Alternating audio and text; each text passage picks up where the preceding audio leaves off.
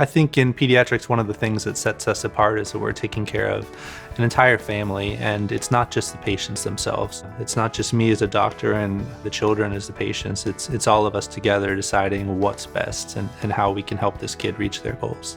I'm Justin Mistovich, pediatric orthopedic surgeon.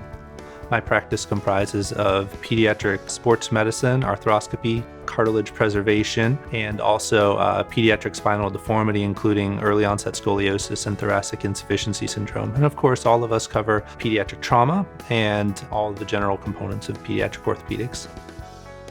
I think an important part of what we do in pediatric orthopedics is looking at every patient and what their long-term goals are, and certainly taking care of the high school senior football player who wants to get back out there because they have an opportunity for a scholarship. Maybe we think about things from a value system a little bit different than our 8-year-old athlete who has the rest of their career ahead of them. And these are the sort of individualized patient discussions that are important to being a doctor in the art of medicine.